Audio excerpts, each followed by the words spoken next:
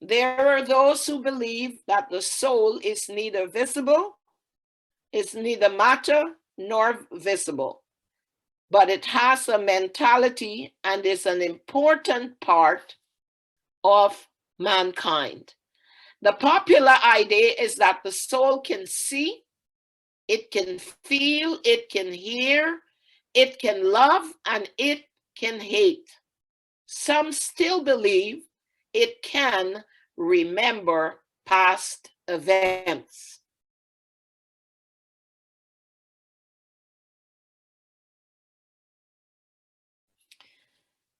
Three Hebrew words in the Old Testament and one in the Greek are rendered soul in the Bible. And so Neshama, the soul which I have made, as is found in Isaiah chapter 57 and 16. Nediba, they pursued my soul as the wind. And nefesh is the only word in the Old Testament that is translated soul and appears 752 times and is translated by 52 other words.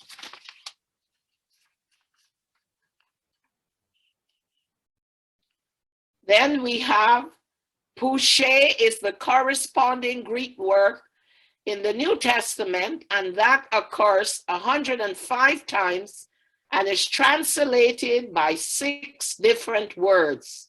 It speaks as the life of the individual, in other places as the life of individuals, and in other places as a living purpose, a living entity.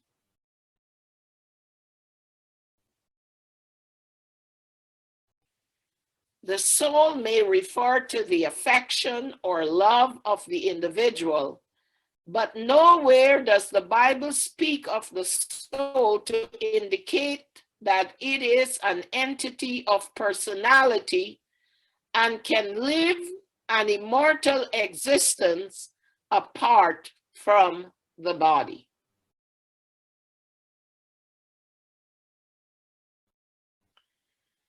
Now, there is something that is called the amygdala, or also called the corpus amygdaloideum, and it's the Latin from the Greek for almond. So it is the amygdala is one of 2 almond-shaped clusters of nuclei that are located deep and medially within the temporal lobe of the brain's cerebrum in the complex vertebrates, including humans. So right around here is where the amygdala lie.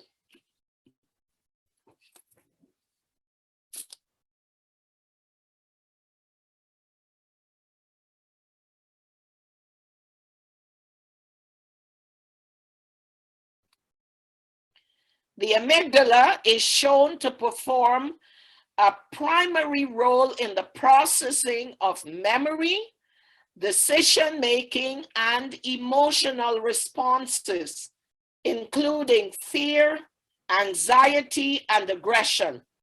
The amygdala, which is the plural, right and left, are considered part of the limbic system.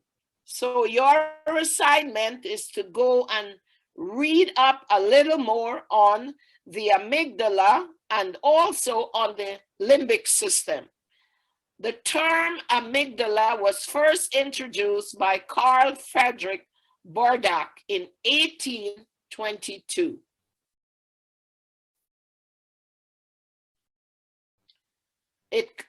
Its functions include connections, emotional learning, reward, and memory modulation. And you're probably thinking, Why is this so important? Well, the neuropsychological correlation of the amygdala activities include sexual orientation, social interaction, aggression, fear, alcoholism and binge drinking, anxiety, post-traumatic stress disorder, bipolar disorder, and political orientation.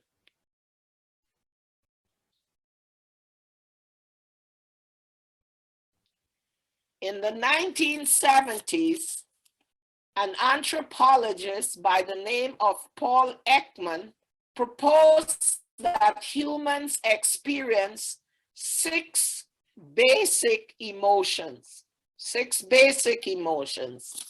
Anger, fear, surprise, disgust, joy, and sadness.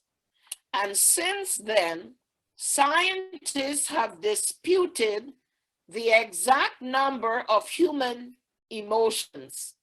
Some researchers maintain there are only 4, while others count as many as 27. And we're going to talk a little bit more about those emotions. Scientists also debate whether they are universal to all human cultures and whether we are born with them or we learn them through experiences. Even the definition of emotion is a topic of controversy. One thing, however, is very clear. Emotions arise from activity in distinct regions of the brain. So we began on Wednesday night and Thursday night, and we spoke about the broken brain and the healing of the brain. And the area that we spoke about was the frontal lobe. It's the area we said, the seat of the will. It's the seat of morality, of spirituality, of deep critical thinking, of organization. So that's the frontal lobe. Now we are talking about the lower brain. We're talking about the amygdala, which is in the cerebrum, which goes down to the brain stem with the limbic system.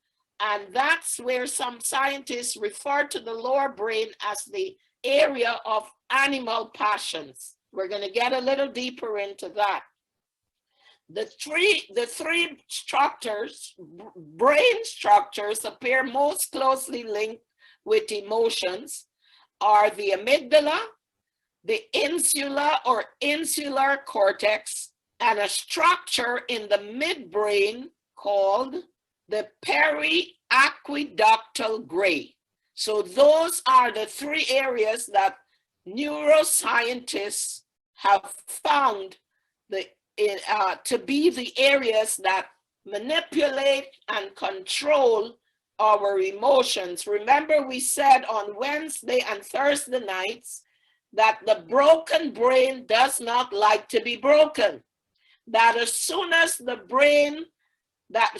brain cells are destroyed, and we destroy brain cells through stress, we destroy them through alcohol, caffeine, dehydration, recreational drugs.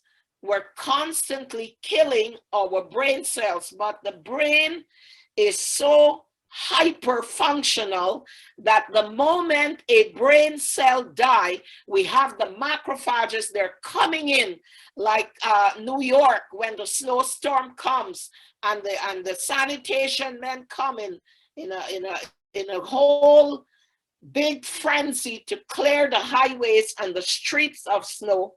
Likewise, These macrophages, they're distributed, and they come with a determination to clean up all the debris. Remember also we said that the brain, that sleep was very important, because at nights the brain releases its toxins. But while the macrophages are cleaning up the mess of dead, destroyed brain tissue cells, there's another set of cells that are on stage, waiting to begin the stimulation of regrowth of new cells. So here we see these three structures, and they have been found to be closely linked with emotions.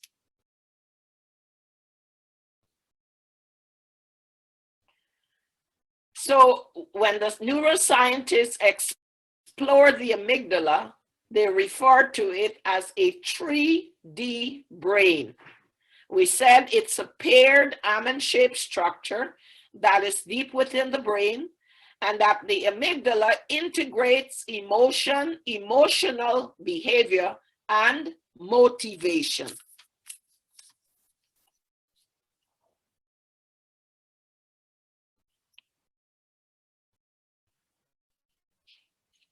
It interprets fear. It helps to distinguish friends from foes, and it identifies social rewards and how to attain them. So if the colon is clogged and the liver is not healthy and the blood is alkaline, we said the life of the flesh is in the blood. Perfect health requires perfect circulation, and that good blood is the life stream of health.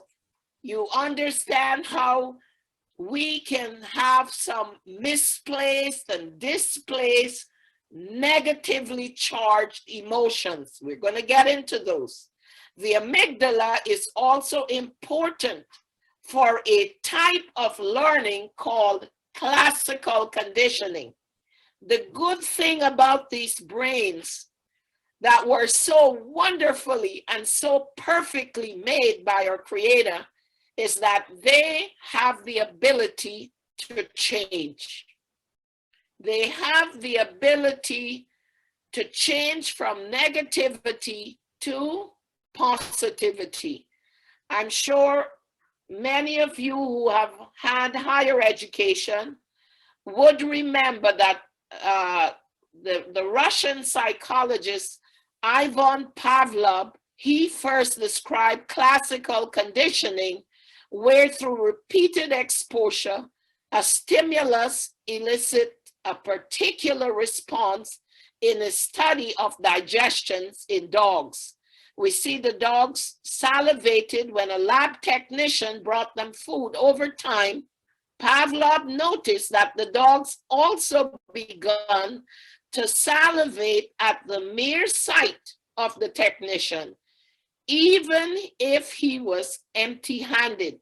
So if a dog whose brain is frontal lobe is much smaller than ours, imagine our brains that were created in the image and the likeness of our Creator.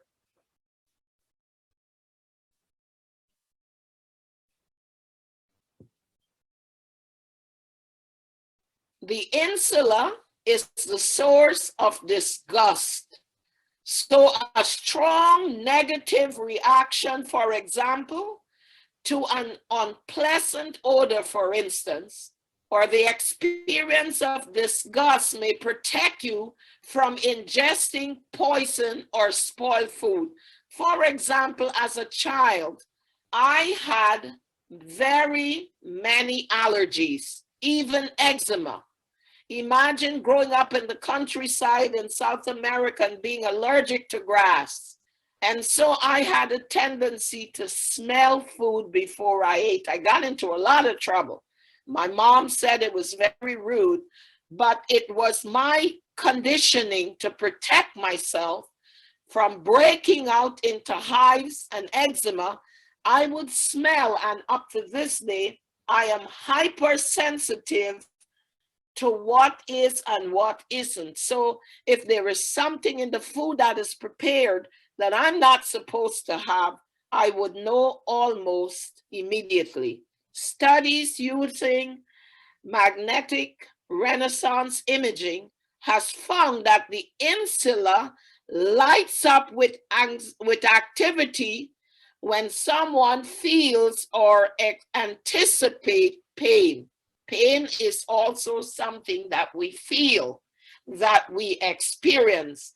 And pain is not only physical, pain is mental, pain is emotional, pain is spiritual, pain is financial, pain is social.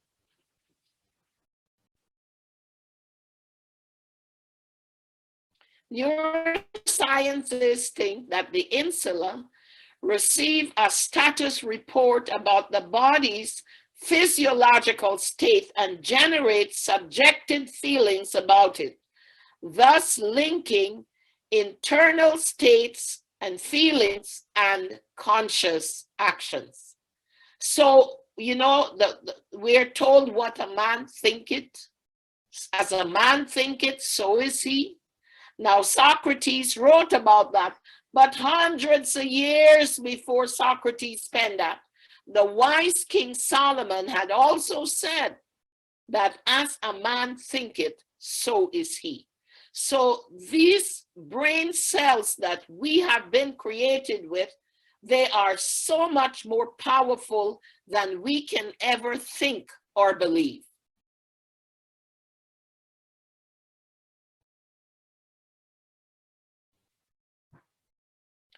The periaqueductal gray, which is located in the brain cell stem, has also been implicated in pain perception.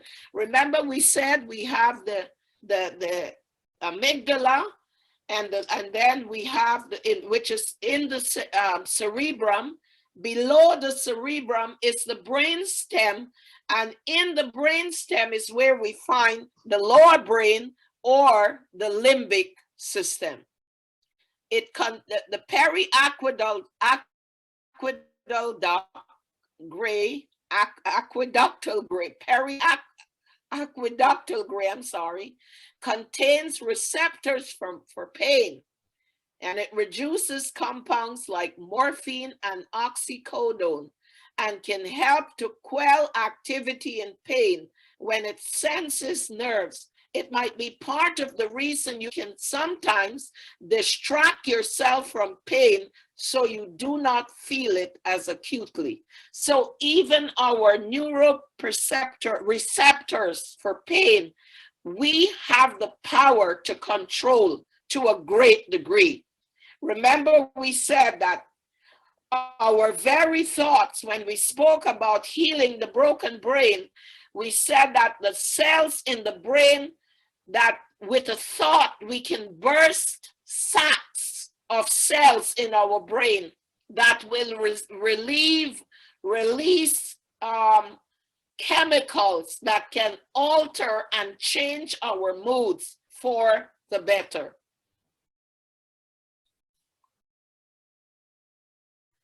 The periaqueductal gray is also involved in defensive and reproductive behavior, maternal attachment, and anxiety. And, you know, I am seriously thinking about early childhood education at some point to reach, because I keep saying that so many parents are becoming parents and they're not prepared. So that maternal attachment, I said to my daughter, this old way about you let the child cry is nonsense.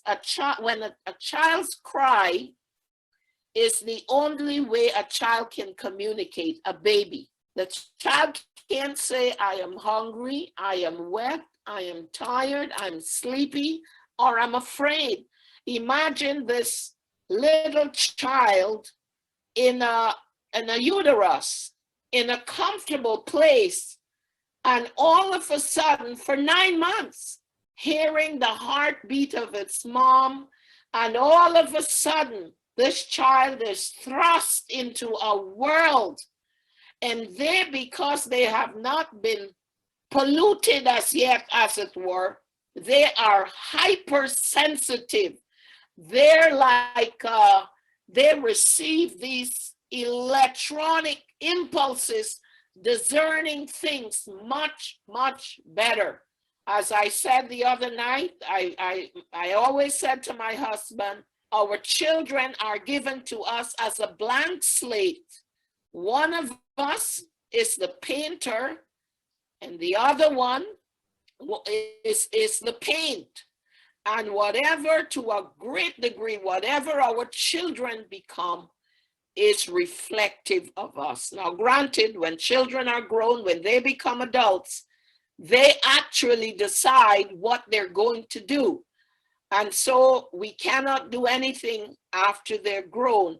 But that, the reproductive behavior, the maternal attachment, and anxiety are all tied in together.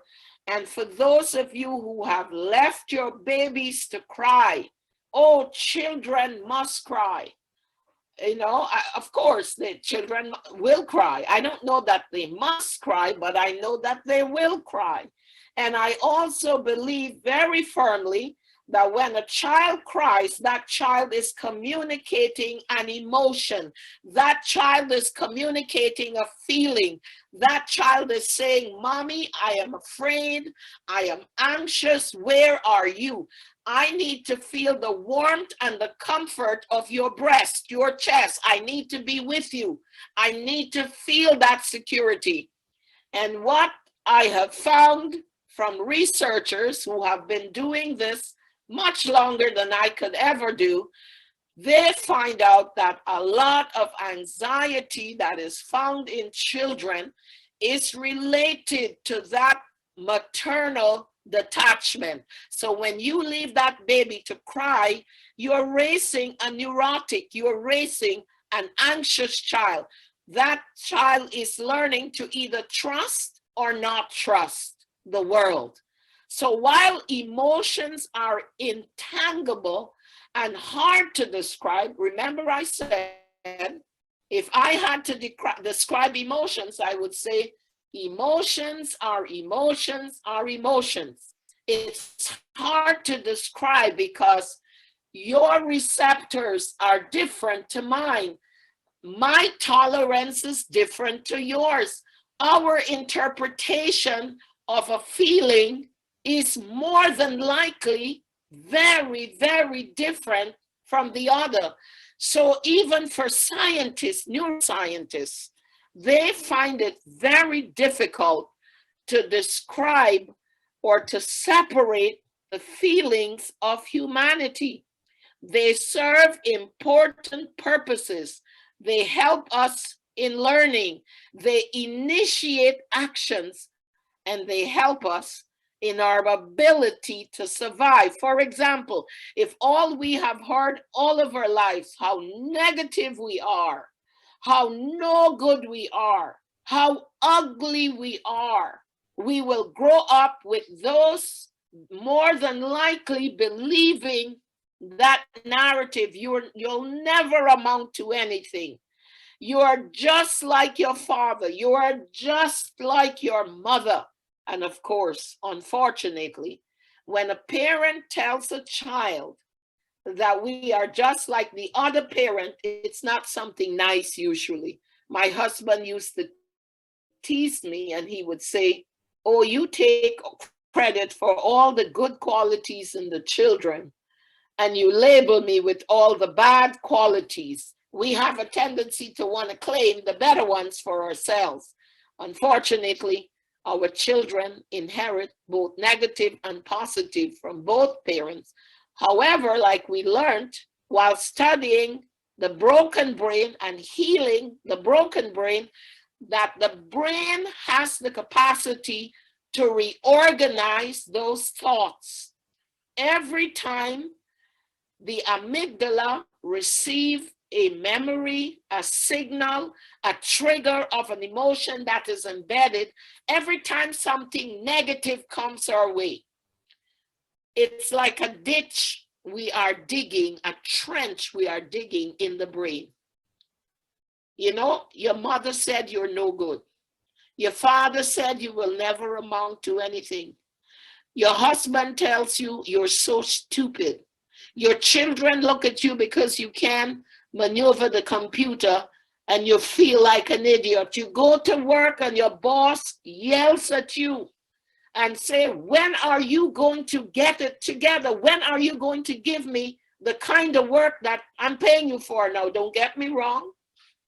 The workman is worthy of his wages. However, you must perform and produce what you're being paid for, especially for those of you who believe divine truth. Stealing time from your boss is not healing. It's not therapeutic. So every time these negative emotions come, the ditch gets deeper and deeper and deeper because the cells need healthy, positive thoughts and words and desires and actions and character traits. That's how we were created for. The way we were created was to receive positive things for our brain. Now, when you begin to clean your colon, your liver becomes healthy and your blood becomes alkaline, and alkaline blood flows to the brain, what happens?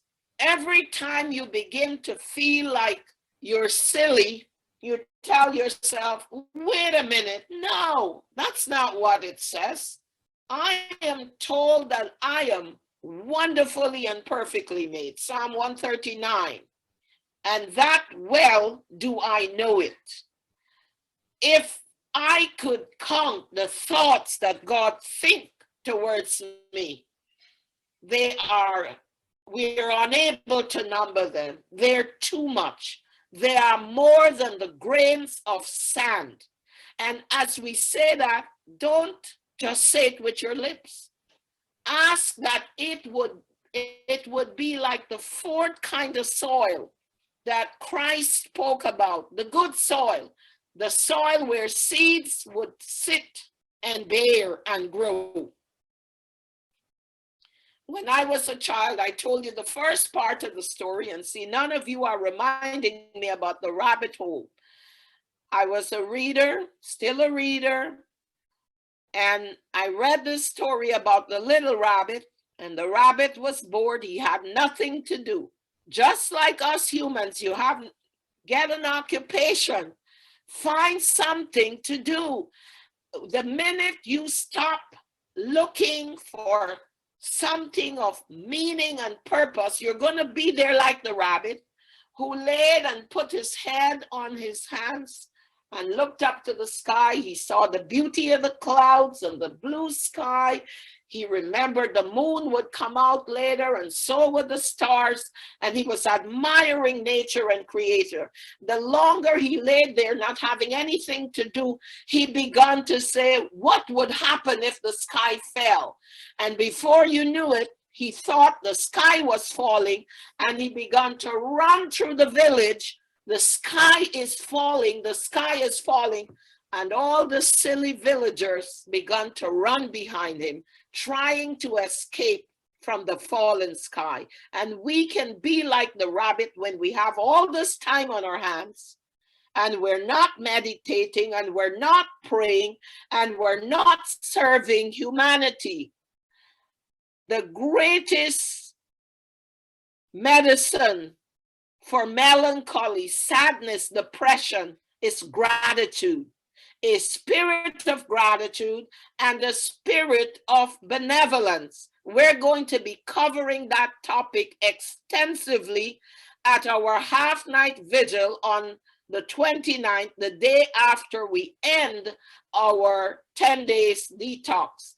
And so we begin to feel like the rabbit. And what happens? After a while, you're running and you realize the sky is not falling. Then you begin to become fearful, to become anxious, to become depressed. and the rabbit goes into his hole. And it's difficult. If anybody has struggled with depression, you know that you get into that hole, you can't come out. It's almost impossible to dig yourself out.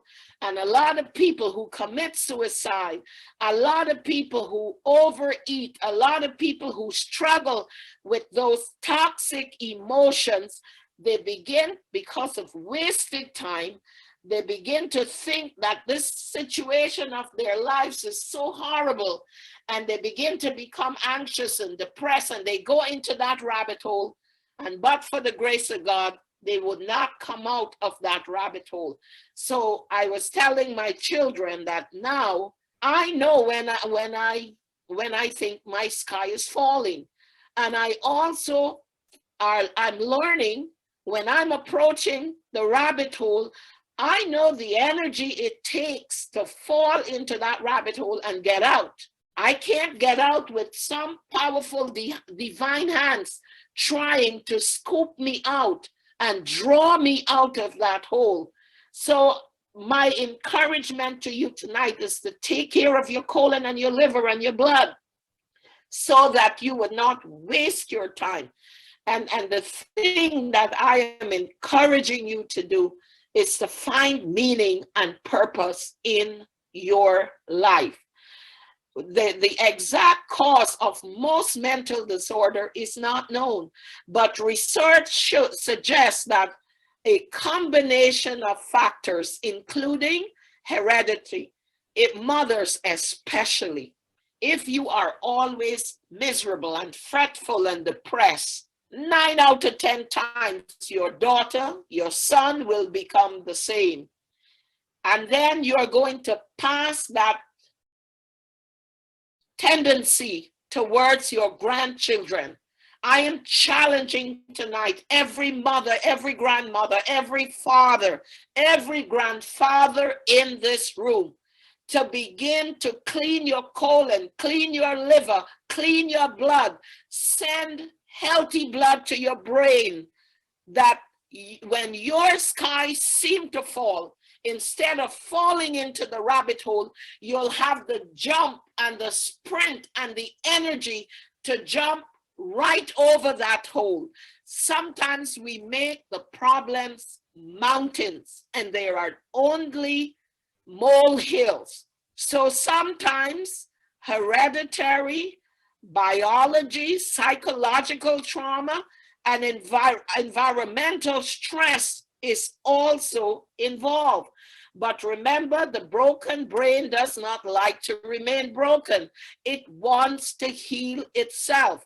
So those ditches that you have built for the last 20, 30, 40, 50, 60, 70, 80 years, I'm encouraging you to entertain positive thoughts. So when you're running late and you're getting into trouble because it's the only behavior you learned as a child to be on the edge, tonight before you go to bed, you're going to prepare your clothes, something positive.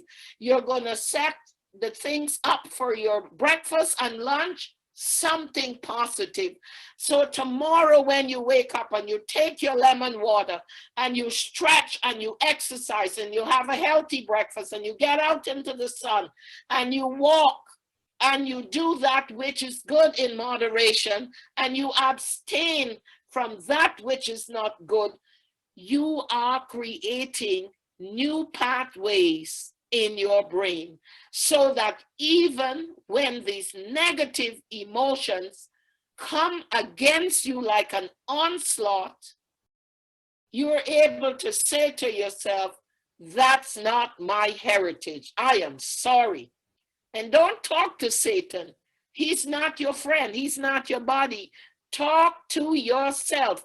Tell yourself, I am not ugly, because I am wonderfully and perfectly made. Tell yourself you will not subscribe to that negative emotion that was implanted in your amygdala. Remember, we said the amygdala is important for memory, right? And if the frontal lobe, which is also the seat of will and highly critical thinking, if it's being healed, if it's receiving alkaline blood, good blood, which is the stream of life, it's going to work in conjunction with the limbic system, which is the lower brain. So when you now begin to feel like the rabbit, and if your frontal brain, the frontal lobe is healing, it's going to contradict those negative recordings that you have heard and repeated all of your life. You are creating new cells, you are filling up the ditch, and before you know it, you become a success story. No, I am not a failure. No, I don't have to remain overweight. No, I don't have to carry the load of depression on my shoulder. No, for in God is my strength and my joy. And you begin to speak to yourself. Just don't answer yourself. Speak to yourself. Transform those negative thoughts to positive thoughts. We said psychological trauma and environmental stress might also be involved.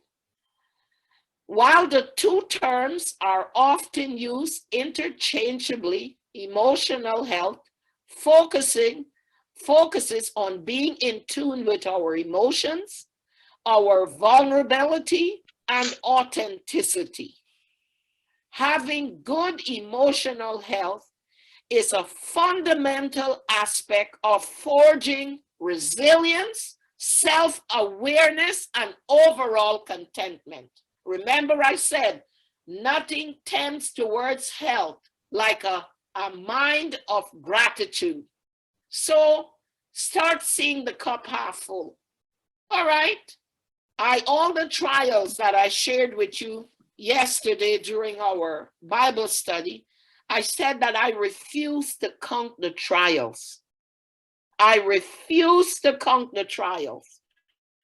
When I compare, and I'm making a list because it's going to be written, when I compare the trials with the blessings, the list of my blessings, of my gifts far outweigh the negative experiences. Just today, in the warmth of this home, being served like a queen, I said to someone, you're going to have a double blessing because you've taken care of a widow and a servant of God. And someone sent me a message. Thank you, Kim, if you're there and you're listening to me. Thank you, Amanda, for your love. Someone sent a message to say, I can come and stay at her house. When you receive these kinds of expression of love and blessings, it far outweighs the negative things that are happening. And those negative experiences are opportunities for us to grow and become better human beings. Having good emotional health is a fundamental aspect of fostering both resilience. So when the trials come, when the challenging come, today I had a very challenging moment, and I'm not sure what. It might just be the delayed response to all the stress that I've had in the last 5-6 days. And my sister said to me, she said, you are I told her, I'm really having a hard time. She said, you're very determined. You never give up. And that was like a shot of cortisol. That was like a shot of adrenaline to my body. So that when our emotional health is in an alkaline, positive state, we become more resilient. So even though I was tempted to have that bread, and even though I was tempted to give up, thank you, Violet, for being there in my corner. And we become resilient, we become more aware. So as soon as we feel that sky beginning to fall. As soon as we feel like the burdens are we become aware, and we're cognizant of that rabbit hole, and we determine, I am not going into that rabbit hole. Do you know people who are successful? They have mantras. They have motivational thoughts that they repeat. Those who are believers of the word of God, in there you have hundreds and hundreds of positive things, because when the word of God says, I have drawn you with tender cords, not a lasso, not a grass rope. He is drawing you tenderly. When the word says, the thoughts I think of you are thoughts of peace. Remember we said in the preparation night, peace means shalom. Shalom means completely. So the thought that he has towards us are complete. All that we need, all that we desire, all that is his will for us is ours as we trust and honor and obey him. So all great, the peace, that the thoughts he thinks to us, meditate on that tonight. They are thoughts of peace and to bring us to an expected end. We don't know what that expected end is until we cultivate an intimate relationship with our God, our Creator. He will reveal to us and of course, an overall contentment. Some people, it doesn't matter what you do. It doesn't matter what you say, how much approbation you give them. They are so discontent, and it breaks down the life forces. It weakens your immune system. It shortens your lifespan. In your genetic code, we have strands, many strands in one DNA.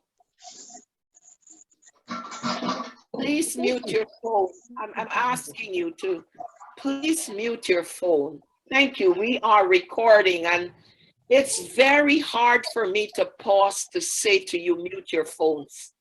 It's distracting to those who are in the room, and it also distorts our recording. Please be polite and mute your phone, especially if there is noise and conversation in the background. Thank you so much.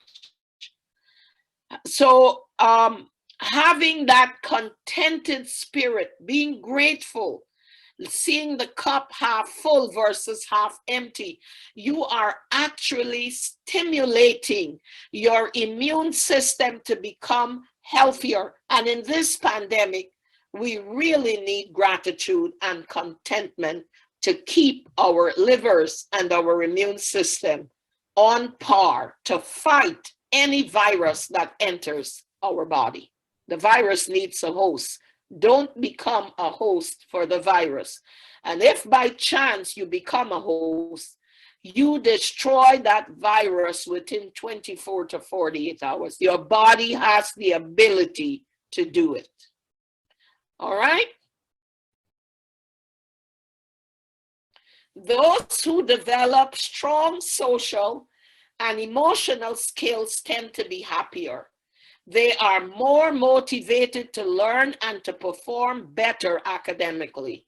So parents and grandparents help to foster emotional skills. Tomorrow night, we're going to be talking about, tonight we're trying to understand our emotions.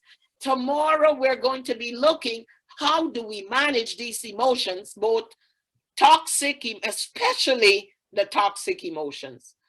They are happier and they are more motivated to learn and perform better academically. I said to a beautiful mom last night, who of course, like me, like all mothers who want their children to succeed, I said to her, don't harass your son, let him be. He is an overachiever. He knows what he has to do. But that child is already under stress. One, he wants to succeed. Two, he knows his mom expects him to succeed. So pray for him, encourage him, prepare wholesome food for him, and let him know that he can do it. But don't sit on him all the time, pushing. And he needs time, he needs space. He needs space. I am so blessed that I was very self-motivating as a child. But when parents have to push kids, it's stressful. They are under tremendous stress, even in school today, especially if they are being raised with conservative values. There's that pressure to be like the rest of the world. And home should be a haven. Home should be where they come and they can take off their boots, put down their swords, and rest until they're ready to get back on the battlefield. Let's make our homes a place of haven for our children and our grandchildren. Tomorrow night, you're going to hear a little bit about our Vietnam and how we've struggled, but how God has brought us through. Children who struggle with social and emotional development are more likely to have trouble following directions. They have a tendency to have a low self-worth, and ultimately they're going to do poorly in school. Those are the children who become bullies. Those are the children who get into fights. Those are the children who, because they cannot focus in school to learn. You imagine leaving home where your dad is hitting your mom, or he's telling you how ugly and dumb and how no good you are and how you would never amount to anything. Imagine coming to school with that trauma. How are you going to learn? So when we create that nurturing, loving environment, they go out. We grew up in a community where we were a minority. We were Black, we had big noses, we had full lips, and we had hair that was called chicharrones, which is the fried fat of the pig. And, it's good hair and nice skin and whatever is relative. But I tell you something, when we left our parents' home in the mornings, we knew how special we were. We knew that we would have their support. We knew that we could go out and we could conquer the world. And I believe to a great extent and a great degree, it's one of the reasons why most of us became achievers, why we wanted to do well. I'm not by any means suggest that our childhood was perfect, but we never heard our parents argue. We never heard my dad cursing or hitting at my mom. There was fidelity, there was love, mutual respect. And one of the worst things that parents can do to their children is to argue, disagree, and disrespect each other in the presence of their children. It damages the emotional pathways of our children. Those young men, those children grow up to be men and women who really cannot give unconditional love or receive unconditional love. They become doormats, or they become aggressors or abusers. So children who struggle with social and emotional development, those are our problematic children. And you know what? Unfortunately, as we move to our next slide, those are the children who are sitting, waiting in Rikers Island to be sentenced and to go up state to prison. The brain is an important, significant organ and should be treated gently with tender care. We said before on Monday, Wednesday, and Thursday night, it's the citadel, it's the center of all body activities. Serotonin, which is produced in the frontal lobe, is critical in maintaining the brain in a healthy state. But the area of the brain that produces serotonin, if it's not receiving alkaline blood because the liver wasn't clean, because the colon is clogged, we are not going to get serotonin or in the amount that we need it, or we're going to have it, but it's not functioning at its full capacity. Serotonin is one of the happy hormones. When serotonin is released, it lifts our moods. We feel positive.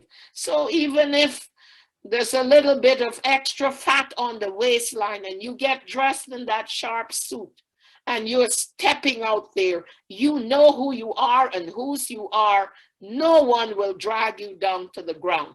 The brain requires raw material such as tryptophan, which we get from pumpkin and sesame seeds, tofu, and soy, to optimize serotonin production. Now, if you're a female with any history of, if you have never had a pregnancy and or a child, or you've had a history of any kind of female reproductive organ disease, stay away from tofu and soy because it's also very highly processed. But for those of you who are transitioning from the fish, the red meat, the dairy, it's a good substitute, but you really don't need it, and it's highly, highly processed. So highly processed foods, you cannot really digest that properly. And we heard last night and the night before that poorly digested food creates more toxicity and messes up the blood in a great way. Severe fatigue, loss of energy, deep sadness, feelings of emptiness, feeling down and hopeless can be signs of depression. And depression is terrible. It's a horrible, horrible disease. And it draws in its trail so many other degenerative diseases, because as a man thinketh, so is he. When you become depressed, there's not much or nothing positive taking place in the headquarters of the brain. And so you're going to buy into all stay away from the television. In this era that we're living, there's nothing good.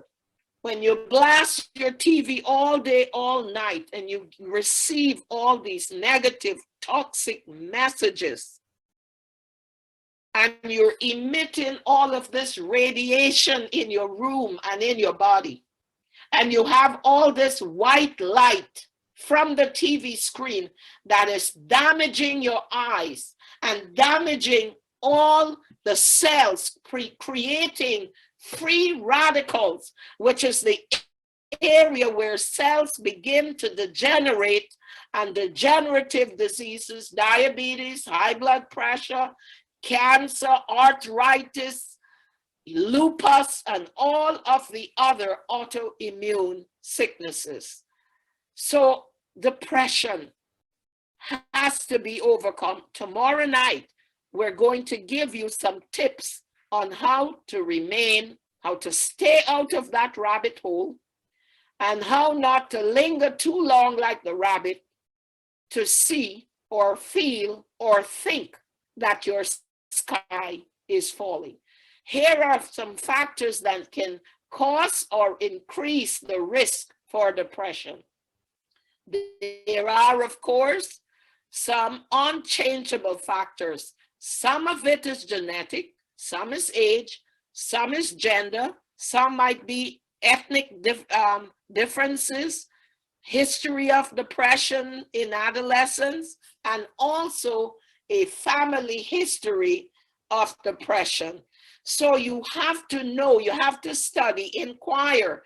Don't be ashamed to tell your children that grandma died in a psychiatric asylum. Children need to know what their genetic disposition is, mood. A lot of people who are our high achievers have a tendency to be so hard on themselves, and mood disorders can be very likely, because the more you achieve, the more you want to achieve, and the world puts a pressure on you, you know, and you continue to want to study. I wish I could go back to school again. I love to learn, but you know what? God has provided another medium for me to study and learn, and I will eternally be grateful. So I would say to my children, is it time for us to get out the happy hormones? There are things that we can use if we have a tendency or a disposition. But one thing I'm going to say to you, when you're eating well, you're sleeping well, you're exercising, you're getting out into the sun, your lifestyle has balance, when all of those things occur, and your colon is clean, your liver is healthy, your blood is alkaline, and you're sending alkaline blood to the brain, you cannot become anxious, depressed, or any of those things. Anytime those emotions, those moods begin to change, it is symbolic of toxicity in our bodies. Diet-related factors, serotonin, omega-3 fats, folic acid, the B12s, homocysteine, and good protein intake. Now, the B12, all of the Bs are very, very good for the brain, the nervous system. Now, a lot of people who are on a plant-based diet are concerned about B12. I have been on a plant-based diet for over 22 years, and my B12 is absolutely normal. I told you about how they wanted to douse me with anti-diabetic meds. And then the doctor said, I'm going to have to supplement B12 because the metformin will draw the B12 out of your body, and you're already on a fully plant-based diet. Well, let me say this to you. The body has the ability to store 20 years of B12. I was not raised on a plant-based diet. Yes, we ate a lot of fruits and vegetables. Our dessert was to pick a mango and eat, to open a coconut and drink the water and eat the jelly. So I grew up on a lot of natural food, but we also had fish, which I never liked. We had a lot of chickens. We didn't have too much red meat, even though we had cows. Of course, when it was butchered at the end of the year, they were like our pets. I couldn't eat it, but I did eat a lot of chicken and a lot of cheese in my day. But our body can store B12 for up to 20 years. And in addition to that, we have what is called the intrinsic and the extrinsic factors in our gut. And they produce B12 overnight if it's not working to digest your late night dinner or snack.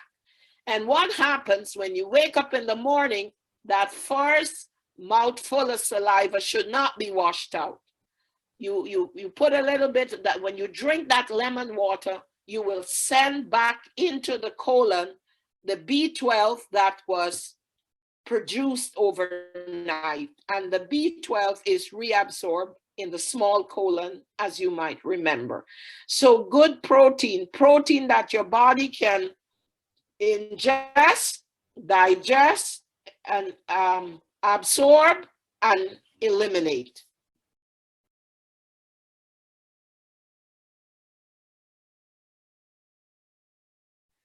There are also some social factors, parental separation, even spousal separation. They say, neuroscientists say that divorce is worse than death.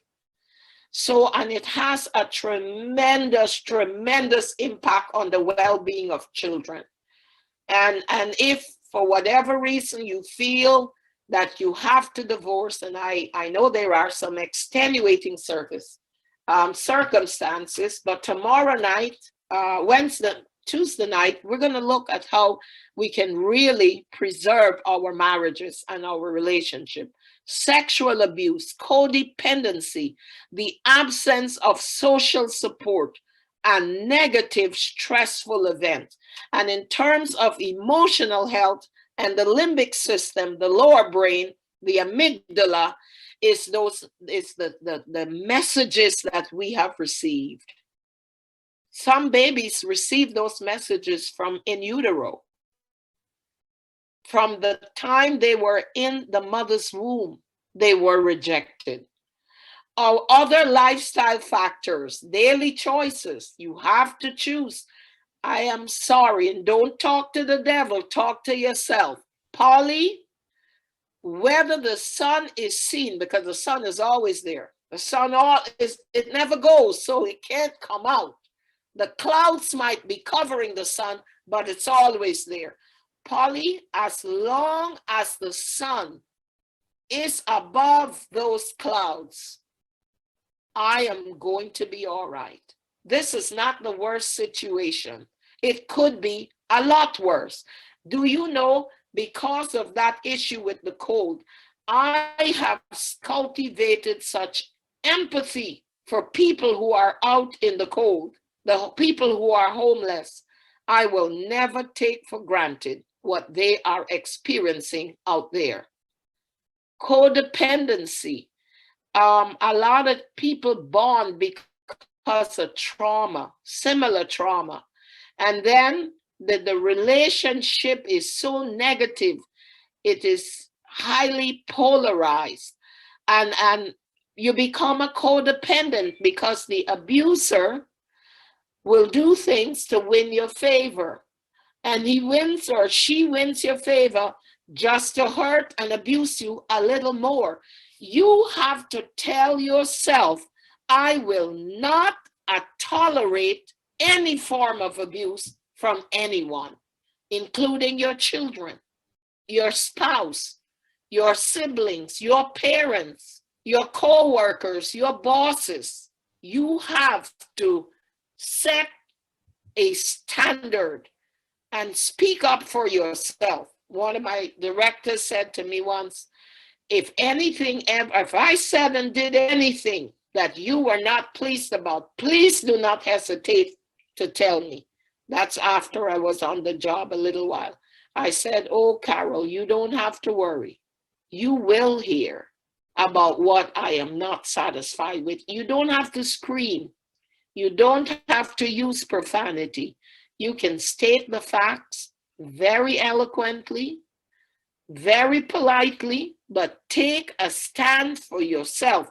No one deserves to be abused, not for any reason in this world. And until you tell yourself that you are worthy enough to be treated with love and respect and to be nurtured, you will tolerate. Abuse is a learned behavior. Don't pass it on to your children. Clean your colon, heal your liver, alkalize your blood, send healthy blood to your brain to take a stand to any form of abuse, because negative, stressful events break down the life forces. That stress, the strand in the DNA is called telomeres. It has like the little, what do you call it? That little thingy there at the end of the shoelaces. Stress would unravel it, would loose it out from both ends of the strand of the DNA. And what happens when we lose that little metal thingy at the end of at both ends of the shoelace? We find ourselves unraveling. And so a strand of DNA that could have been this long begins to shrink. We're decreasing our life forces. We're shortening our lifespan. And like my dear friend Nola said, that not only are we experiencing good health, but we're also extending our lifespan. Do a study on folks who are over 100 years and see. You have people in their 90s running marathons, learning a new language, learning to play an instrument, writing, acting, teaching, inspiring. We have in our group, I don't know if she's on tonight, she is such a soul. I said to her when we were planning to start, I said, I'm so afraid of your energy. She is so full of life and so inspirational. And she would get there and just as bubbly as everything. And I said to her, you inspire me every day to live, because she's so positive. And I'm sure she has a barrage in her 80s running errands for her elders in the building. She's already started to share these truths with her neighbors. She wants to begin to educate them on a healthy lifestyle. I said to her, you talk to the administrators, you get your community hall. I will fly to Maryland to support you and help you to run seminars for the elderly in your building at 80-something years old. History shows us that most people, because they've been so busy raising families and they have not been able to find their purpose and meet and realize them in life, it's never too late to learn. Other lifestyles, we said, daily choices and habitual routines also impact on our mental health, our physical inactivity. If you don't use it, you lose it. You have to exercise. If you are not exercising, exercise strengthens the muscles, the tissue in your blood vessels. The heart is a very muscular organ. And in order for the heart to be strong and to contract and relax and pump blood, you need to exercise, for the life of the flesh is in the blood, and perfect health requires perfect circulation. And good blood is the lifeline, the life wire of our bodies. So if you are inactive physically, of course, you're gonna have trouble. Any interruption of the circadian rhythm, I don't know if Marlon Rodriguez is here, but she asked either Wednesday or Thursday night about those who work nights. These built-in regulatory systems, they do not change for us. They accommodate, they are very merciful, but they don't change. So any interruption of the circadian rhythm, which we spoke about, the light-dark cycle, which affects sleep and rest. So tobacco, caffeine, alcohol, and illicit drugs. A lot of people take coffee to perk up. You perk up, yes, because coffee is loaded with caffeine. Many of your drinks, honeydew, and many of those bottled drinks are filled with caffeine. And what it does, it triggers a rapid pulsation of your heart. It's not beating strong. I said, I think it was last night, that instead of going lub-dup, it's going lub-dup, lub-dup, lub-dup, lub. It's missing beats, it's misfiring, and it's working fast, but it's not pushing blood to the system. So what happens? 2, 3, 4 hours later, you crash. And you have to take another cup. And it's very, very, very hard on the liver and the kidneys, which are two of the major eliminatory organs for all foreign chemicals in our bodies. Alcohols, they kill brain cells. Every glass of alcohol begins to destroy brain cells. Now, granted, you're probably going to say, all right, she said that the brain can heal itself, but why would you want to kill cells? We want to keep our brain cells alive. If the brain cells, If the brain is the frontal lobe, is the seat of high cognitive reasoning, morality, spirituality, organization, why would we want to murder brain cells in that area? And if the amygdala and the lower brain, the limbic system, controls our emotions, manage them, why would we want to kill brain cells, right? So these substances are highly toxic, not only to the brain, but even to the liver and the kidneys.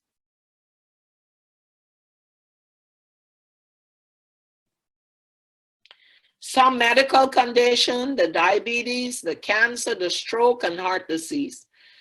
And, you know, one of my friends who is a physician, she said she's so discouraged because she came to medicine because she thought she would help people.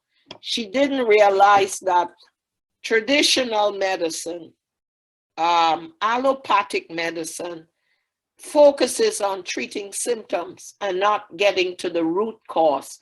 So what we find, there's a sense of hopelessness. There's a sense of the sky falling in these people.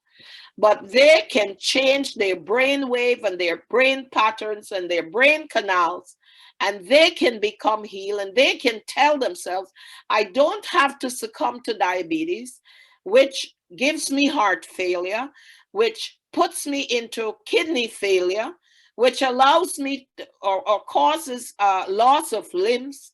I don't have to. And if I'm making a conscious choice and I am deciding that cancer is not going to be my lot, remember I said the genes are the loaded gun and the lifestyle pulls the trigger.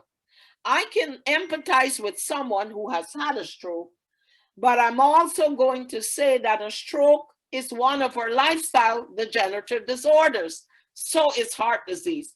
And then we've lived these lives and we get sick and we seek practitioners like myself. The natural remedies are slow. It's the whole reversal of lifestyle changes. And to put the body from its pathological state back into a state of equilibrium takes time.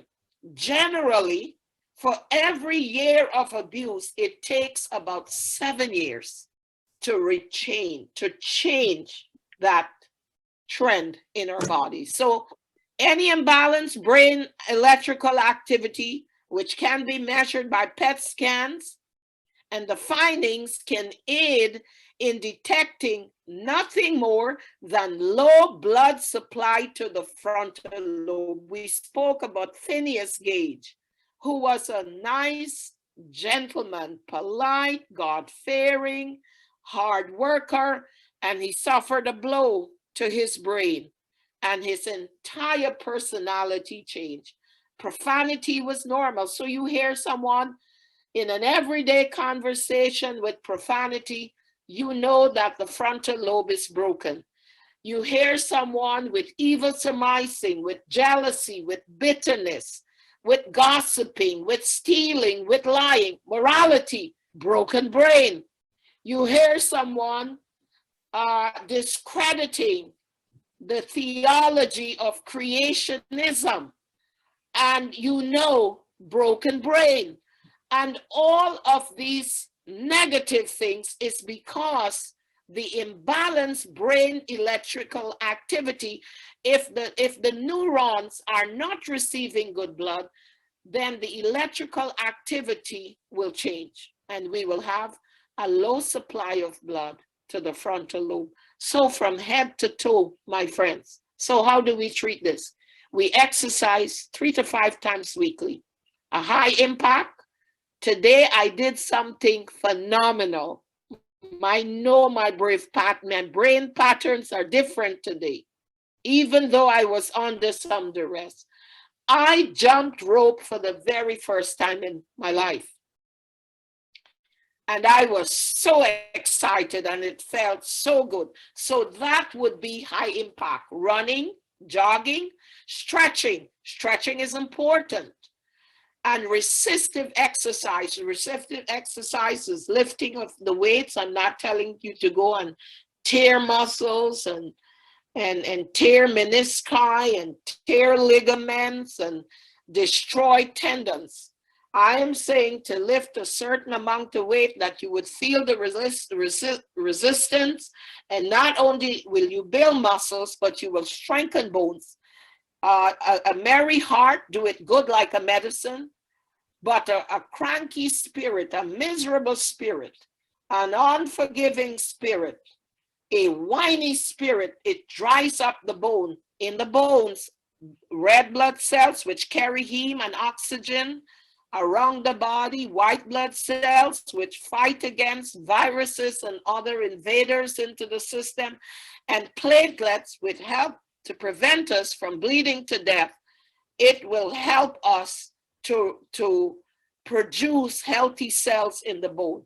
Of course, stretching will increase circulation and will relax muscles, and high impact would stimulate the heart to pump at a regular rhythm and powerfully pump blood through the system. Sleeping for at least 8 to 9 hours as often as possible. Aim to get to bed before 10 p.m. because of melatonin production and its peak between 9 and 12 midnight, 9 p.m. and 12 midnight. Every hour of sleep is equivalent to 2 hours of rest, recuperation, and rejuvenation. Don't take my word for it, try it. Make sure your stomach has not had anything for about 3 to 4 hours before retiring to bed. You don't want the system to be working to digest food. You want to allow the liver to dump its waste at 1. You want the brain to dump its toxins, and you want all the systems within the body to refurbish itself so that 3 o'clock tomorrow morning, when the adrenals begin to secrete adrenaline and cortisol, you are ready to face the challenges of your new day. Deep breathing, non-restrictive clothing, so we can send oxygen to all the tissue, including the brain.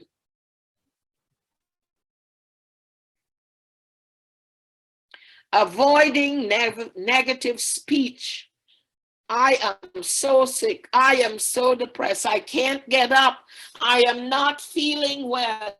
No, I can't exercise. No, I don't like green smoothies. All of this negative speech and avoiding pessimism, all the negative things. Start talking to yourself. Start believing the truths and stop believing the lies that someone has told you, has registered in your amygdala, and you continue to believe it 70, 60, 50 years. Spiritual activity. I am telling you, we cannot discredit the fact that we are spiritual beings. Meditation, prayer, and fasting will always clear the mental cobweb. I can tell you, one of the blessings for me on this cleanse is that I am hearing the voice of my God speaking to me much clearer. Some people call it the voice, or I hear that little voice.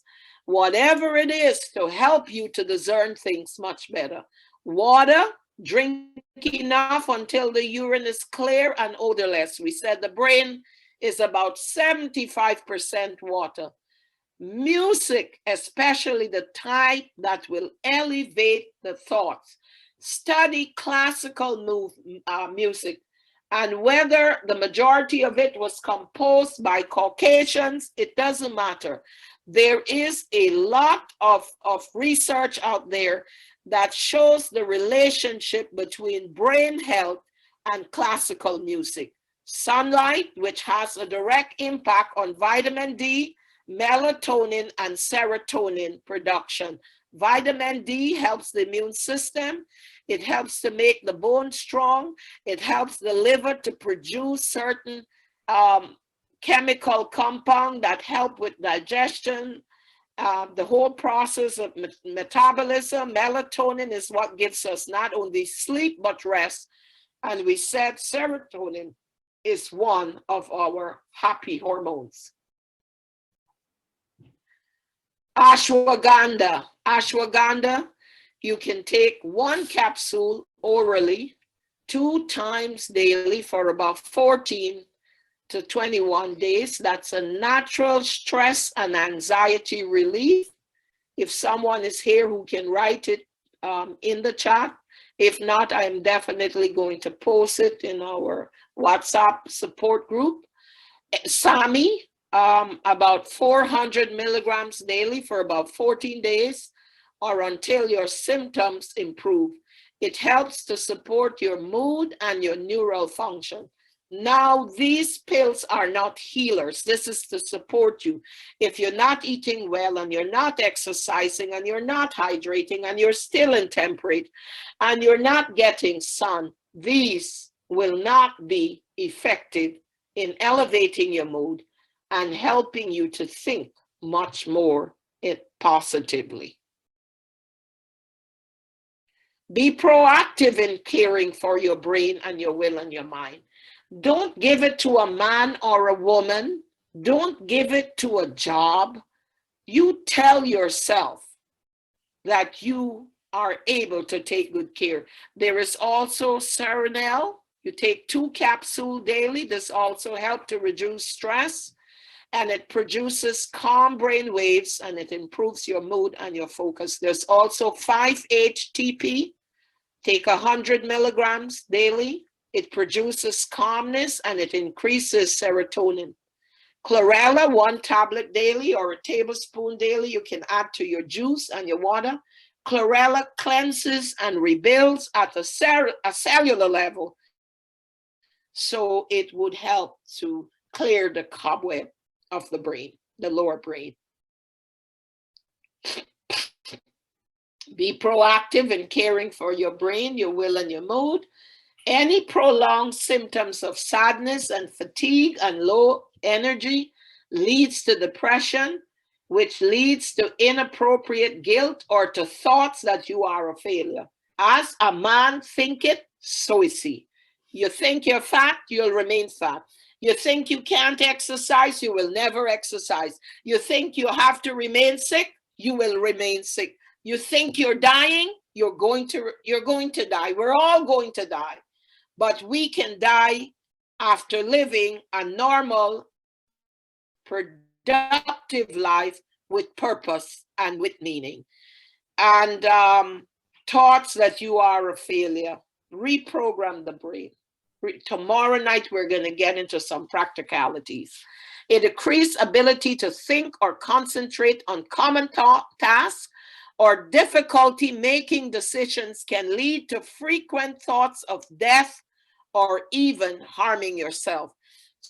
So we must utilize our frontal lobe and learn to concentrate on tasks and difficulties and making good decisions. All right, so I don't like green smoothies, but when I drink 8 ounces of green smoothie, I'm putting iron in my blood. I'm putting phytonutrients that would strengthen my immune system. I'm putting fiber that will clean my colon and help to clean my liver, produce alkaline blood so that my thoughts can be more positive. I can be an overcomer. I can be a conqueror, and I can succeed at whatever I choose to do in life. So many people who are successful in life, and success doesn't mean a college degree, because tomorrow night we're going to talk about the difference between intelligence quotient and emotional quotient.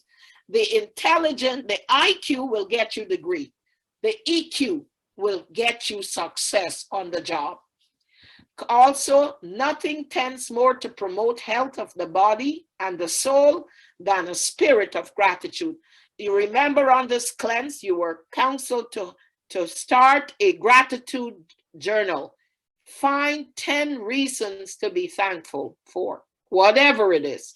Cultivate a habit of thankfulness as you begin a thank you journal, finding 10 things daily for which you are thankful for.